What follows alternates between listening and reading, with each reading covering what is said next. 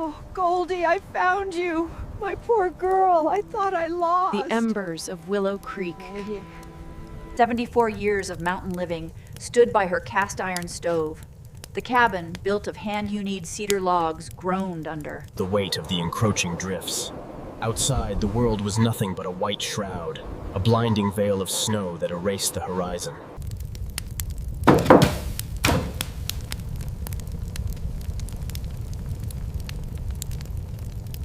meals with an elderly Caucasian man who had been gone for 10 years. Now her only witness was Goldie! Oh!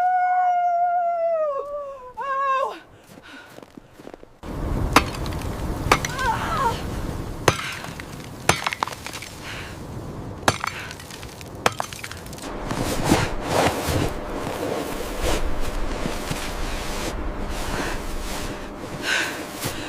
Please!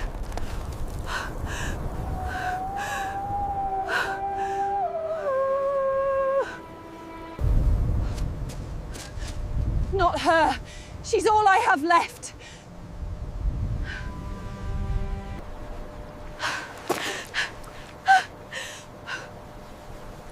Oh, my girl. Come on, just a little further. We're almost there.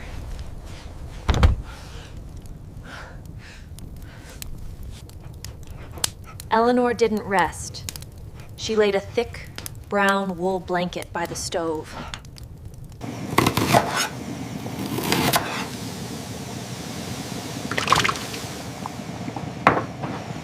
Oh, the river flows on, the seasons turn slow, needing this bread in the morning. The river rolls on slowly, the fields are brown and dry, but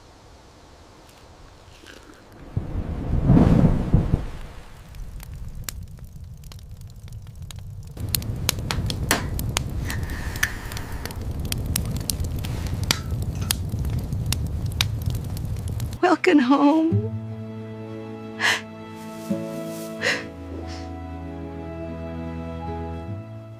Oh, Goldie, I found you.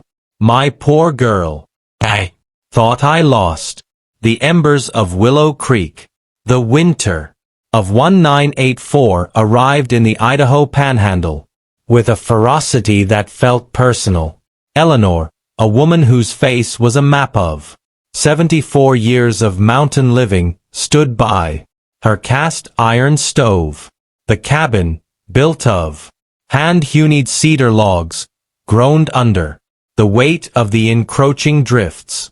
Outside, the world was nothing but a white shroud, a blinding veil of snow that erased the horizon. Eleanor tossed a fresh split of pine into the fire. The orange glow danced across the room, illuminating the dried herbs hanging from the rafters and the old wooden table where she had shared 1,000 meals with a man who had been gone for 10 years. Now her only witness was the silence and Goldie. But Goldie was gone. The pregnant golden retriever had slipped out through the woodshed door an hour ago. Eleanor's heart hammered against her ribs. A fragile bird in a cage of bone. In this cold, minutes were measured in life and death. Goldie! Eleanor cried out as she pushed open the heavy front door. The wind snatched her voice, shredding it into the gale. Armed with nothing but a small hand axe to clear the frozen latches of the outbuildings and a coat that smelled of wood smoke, Eleanor stepped into the white. The snow was hip-deep, a cold, heavy sea. Every step was a battle.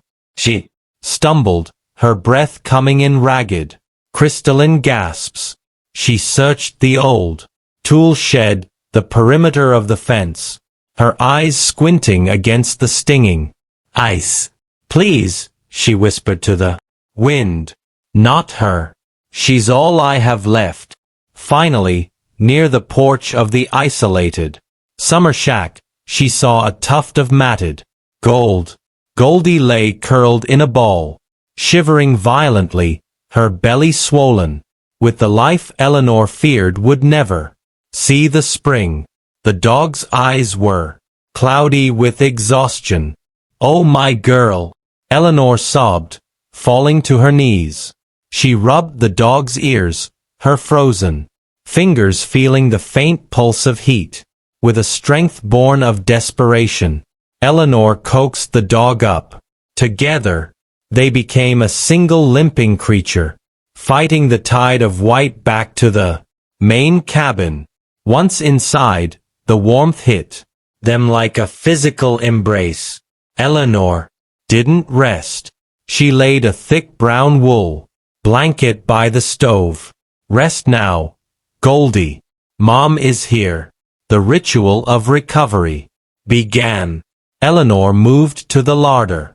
She took a frozen trout caught in the creek back in October and began to slice it with practiced precision. The knife hissed through the icy flesh. On the stove, a pot of water began to boil, sending plumes of steam into the air to soften the dry winter atmosphere. As the fish simmered, Eleanor turned to the flour. Her hands, gnarled like the roots of an old oak, kneaded the dough. It was a rhythmic, sacred task. She shaped the small loaves, her mind wandering to the puppies hidden inside Goldie's tired frame. She hummed a low tune, an old Appalachian folk song her mother had sung during the Great Depression. The cabin filled with the intoxicating scent of browning crust and poached fish. When the meal was ready, Eleanor didn't eat. First, she flaked the tender white fish into a wooden bowl and set it before Goldie. The dog ate slowly, regaining the spark in her amber eyes.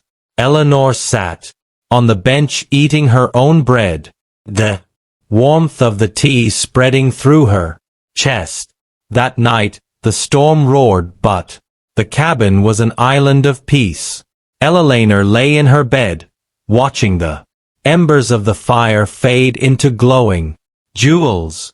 She fell into a light sleep, only to be awakened by a soft, rhythmic whimpering. She lit the oil lamp by the stove. Goldie wasn't alone. 3 tiny, damp bundles of fur were huddled against Goldie's side. They were the color of butter, their blind eyes closed tight against the world. Eleanor knelt in the hay-scented air, tears blurring her vision. She reached out and touched a velvet head no bigger than a walnut. "Welcome home," she whispered. She spent the rest of the night on the floor, her hand resting on Goldie's head.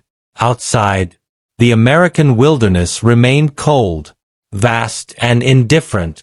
But inside the cabin at Willow Creek, the fire was still burning. The silence was no longer empty. It was filled with the soft, miraculous sound of new breath. Eleanor looked out the window as the first light of dawn touched the frost. She wasn't alone anymore. Spring was still months away, but for the first time in a long time, Eleanor knew they would all make it to see the thaw.